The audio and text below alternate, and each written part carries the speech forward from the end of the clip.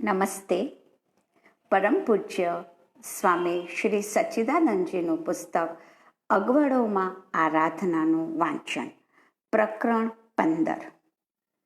જ્યારે પણ કોઈ કાર્યક્રમ કોઈ જગ્યાએ નક્કી થતો હોય છે ત્યારે હું 4 શરતો મૂકું છું. 1. કાર્યક્રમ સમયસર શરૂ થવો જોઈએ.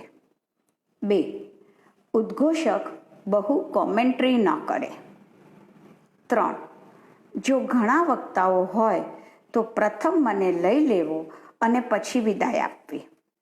પછી જેટલી લાંબી સભા ચલાવવી હોય તેટલી ખુશીથી ચલાવવી. અને 4. કાર્યક્રમમાં જો કોઈ રાજનેતા કોઈ પણ પક્ષનો આવવાનો હોય તો મને આગ્રહ ન કરવો.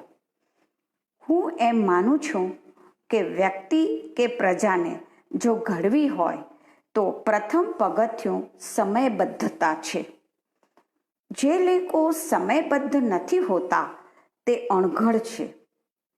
પછી તે ગમે તેટલી પાઠ પૂજા કરતા હોય, હોમ હવન કરતા હોય કે ધર્મસ્થાનોના આંટા મારતા હોય. વ્યક્તિ તથા પ્રજાનું ઘડતર સમયબદ્ધતાથી થતું હોય છે. નજીકના જ એક ગામમાં એક સંપ્રદાયના અનુયાયી વૃદ્ધ મને જમવા આવવાનું આમંત્રણ આપવા આવ્યા. મેં કહ્યું કે હું 10:30 વાગે જમી લઉં છું. તમારે ત્યાં મોડામાં મોડું 11 વાગે જમવાનું થઈ જવું જોઈએ. મોડું થવું ન જોઈએ. તેમણે સ્વીકાર કર્યો, પણ કહ્યું કે અમારા સ્વામીજીઓ પણ આવવાના છે. તમને વાંધો તો નથી ને? મેં કહ્યું કે ના રે ના, વાંધો શાનો? ઉલટાનો દર્શનનો લાભ મળશે. મને વ્યક્તિગત રીતે કદી કોઈના પ્રત્યે એલર્જી થતી નથી. હું જ્યારે આલોચના કરું છું ત્યારે માત્ર સૈદ્ધાંતિક આલોચના કરું છું, વ્યક્તિગત નથી કરતો. એટલે વ્યક્તિ કે પછી કોઈ સંપ્રદાય પ્રત્યે મારા મનમાં કોઈ નફરત નથી હોતી. નિર્ધારિત સમયે હું તો પેલા ભાઈના ગામે પહોંચી ગયો. 200-300 માણસોની રસોઈ બનાવી હતી અને ચારે તરફ ઉલ્લાસનું વાતાવરણ હતું. 11 વાગ્યા પણ પેલા સ્વામીજીઓ ન આવ્યા. 11:30 અને છેવટે 12 થયા પણ ન આવ્યા. મેં કહ્યું કે એમ કરો, હું મારે આશ્રમ જાઉં છું. જ્યારે તમારા ગુરુજી પધારે ત્યારે મને ફોન કરજો, એટલે હું આવી જઈશ. વૃદ્ધ ઢીલા થઈ ગયા. કહે કે ના ના, તમે બેસી જાઓ. અંતે હું જમવા બેસી ગયો અને વિદાય પણ થયો. 2-4 દિવસ પછી પેલા વૃદ્ધ આશ્રમમાં મળવા આવ્યા. ત્યારે મેં પૂછ્યું કે તમારા ગુરુજી પછી કેટલા વાગે આવ્યા હતા? તો કહે કે સાંજે 7 વાગે. મને નવાઈ લાગી. આટલું બધું મોડું? કોઈ અકસ્માત થઈ ગયો હશે. કહે કે ના રે ના, પધરામણીઓ વધી ગઈ હતી એટલે મોડું થયું. હું સમસમીને સાંભળી રહ્યો. વૃદ્ધે આગળ ચલાવ્યું. અમારી તો તે દિવસે ભારે દશા થઈ. અમે તો રાહ જોઈ ને છેવટે 1:30 વાગે બધાને જમાડી દીધા અને વધ્યું ઘટ્યું બધું ઠેકાણે પાડી દીધું. પછી પેલા સાંજે આવીને કહે કે અમારે જમવાનું બાકી છે. શું કરીએ? ફરીથી રસોઈ કરીને જમાડ્યા. વૃદ્ધે કંઈક કડવાશથી વાત કહી. મને લાગે છે કે આ ગુરુજીને અધ્યાત્મ જ્ઞાન કેટલું હશે તે તો ભગવાન જાણે, પણ તે પૂરેપૂરા અણઘડ હોવા જોઈએ. જે સમયની પરવા નથી કરતા અને પોતાના કારણે કેટલા લોકો હેરાન પરેશાન થતા હશે તેની ચિંતા નથી કરતા. પધરામણી કંઈ મહત્વનું રોકાણ ન કહેવાય કે તેના કારણે આટલો બધો વિલંબ થઈ જાય. આ ગુરુજી માસ્ટર બીબુ છે. તેના દ્વારા હજારોનું ઘડતર થાય છે, પણ તે પોતે તો અણઘડ છે. 2 પૈસાની લાલચમાં તેમણે કોઈનો આખો કાર્યક્રમ જ બગાડી દીધો. આપણે સમયબદ્ધ પ્રજા નથી અને તેનો રંજ પણ નથી. બધા મહાન મહાન કહીને મિથ્યા ગૌરવમાં જીવે છે. આ કારણે હું જ્યાં જવાનો હોઉં ત્યાં પ્રથમ શરત મૂકું છું કે કાર્યક્રમ સમયસર શરૂ થવો જોઈએ. 1 મિનિટ પણ મોડો ન થાય. ડાકોર પાસેના એક નગરમાં આવા જ એક કાર્યક્રમમાં હું સમયસર પહોંચી ગયો, પણ કાંઈ ઠેકાણું દેખાયું નહીં. ધીરે ધીરે લોકો આવવા લાગ્યા. જે મુખ્ય ભાઈ હતા તેમને મેં કહ્યું કે હવે કાર્યક્રમ ચાલુ કરો.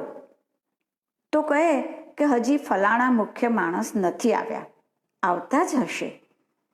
2-4 વાર મેં અપીલ કરી કે તે તો આવી જ હશે, પણ આપણે કાર્યક્રમ તો શરૂ કરીએ. પણ તેમણે થાય છે કહીને સમય વિતાવવા માંડ્યો. અડધા કલાક ઉપર સમય વીતી ગયો.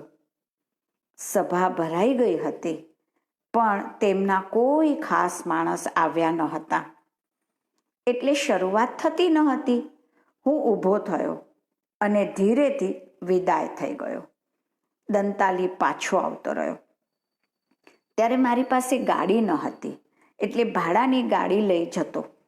જે તે કાર્યક્રમવાળા ભાડું આપી દેતા. આ રીતે આવવા જવાના 2 ફેરા જ થતા.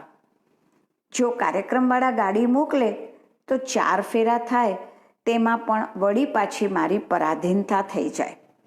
સમય ઉપર ગાડી આવે નહીં એ જુદું. દંતાલી આવી ને ભાડું ચૂકવીને ગાડીને વિદાય કરી. મને થોડું દુઃખ તો થયું, પણ જો ચૂપચાપ બેસી રહ્યો હોત તો આયોજકને ભાન ન થાત. મોડા પડવું કે મોડા શરૂ કરવું એ સહજ સ્વાભાવિક થઈ ગયું છે. મહિનાઓ પછી આ આયોજક ભાઈ મળ્યા તો મને ઠપકો આપવા માંડ્યા. તમને સાંભળવા જ બધા આવ્યા હતા, આમ જતું રહેવાતું હશે?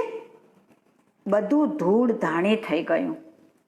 મેં કહ્યું કે માફ કરજો, મને પોતાને પણ દુઃખ થયું હતું, પણ લોકો ભલે મને સાંભળવા આવ્યા હશે, પણ તમને મારામાં રસ ન હતો.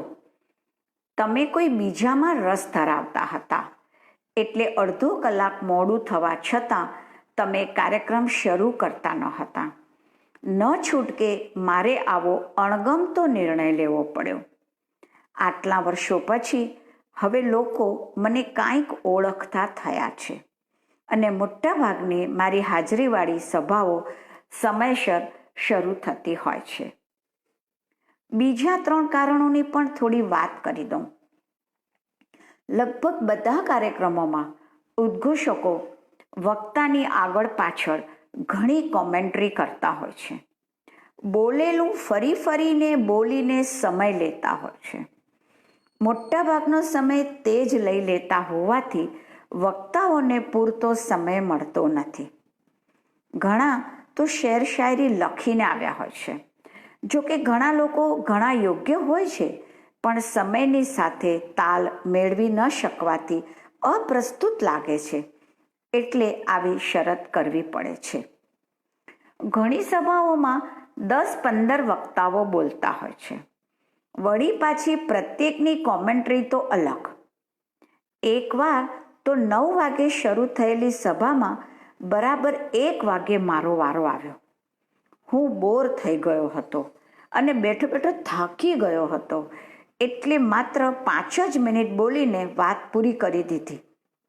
2 પ્રાર્થનાઓ, 2 સ્વાગત ગીતો, 2 ગરબા, કેટલાક અહેવાલો અને કેટલીક માળાઓથી સ્વાગત, સંદેશા વાંચનો વગેરે વગેરે લાંબા કર્મકાંડોમાં 1.5 કલાક વિતાવીને પછી સમયનો અભાવ છે એવું બોલીને કાર્યક્રમ આગળ ચલાવવો એ ઠીક નહીં. ચીલા ચાલુ કર્મકાંડો ઓછા કરીને મુદ્દાની વાતો કરવી જોઈએ. બોર થવાથી જોકા આવે તે સ્વાભાવિક છે, પછી મૂડ બગડે તે પણ સ્વાભાવિક છે. એટલે આવી શરત કરવી પડે છે. મારા ગયા પછી જેટલા વક્તાઓને બોલાવવા હોય તેટલા ખુશીથી બોલાવે. ઘણા લોકોનું કહેવું હોય છે કે તમારા ગયા પછી સભા ઉઠી જાય છે, કોઈ બેસતું નથી, એટલે તમને છેલ્લા રાખવા પડે છે. જો આવું જ હોય તો માત્ર મારા ઉપર જ નહીં, સભા ઉપર પણ અત્યાચાર કર્યો કહેવાય કે તે બધાને જબરદસ્તી અણગમા સાથે બેસાડી રાખવાનું કામ કરવું પડે. મેં કદી સક્રિય રીતે રાજકારણમાં ભાગ લીધો નથી. હા, હું રાજકારણને કાંઈક થોડુંક જાણું છું ખરો. મારો પ્રિય પથદર્શક ચાણક્ય છે.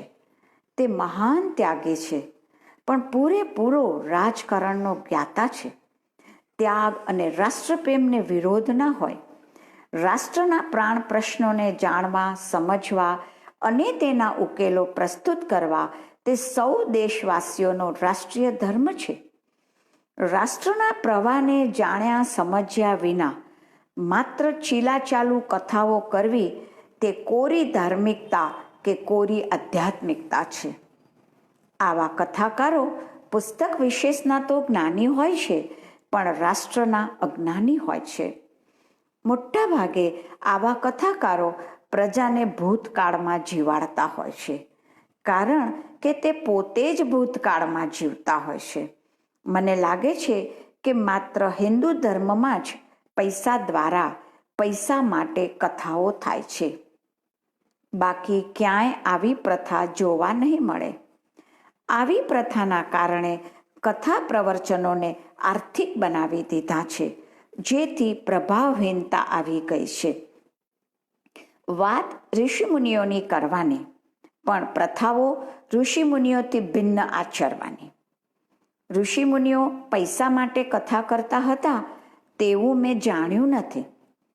આર્થિક લક્ષ્ય સાથે કથા કરનારા અપ્રિય લાગે તેવું સત્ય બોલી શકતા નથી હોતા.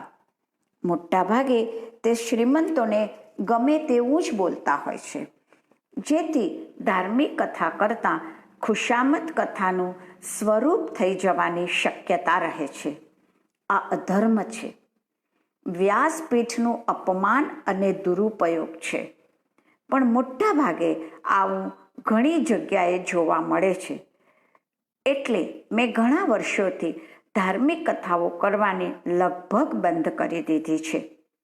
સમાજલક્ષી, શિક્ષણલક્ષી કે માનવતાલક્ષી કાર્યક્રમોમાં જવાનું રહે છે. ક્રમે ક્રમે રાજનેતાઓની કક્ષા નીચે ઉતરતી જવા લાગી છે. ભ્રષ્ટાચારથી ખદબદતા આ હળાહળ વાતાવરણમાં કદાચ નમૂનારૂપ કોઈ સાચો નેતા મળે તો નવાઈ કહેવાય. આવી સ્થિતિમાં પ્રવચનનો કોઈ સહજ સ્વાભાવિક અંશ તેમનો ઘટતો આવી જાય તેવી પૂરી સંભાવના રહે છે. જો યોગ્ય અને વિશાળ મનનો નેતા હોય તો વાતને સ્વીકારી લે કે હાસ્યમાં જતી કરે.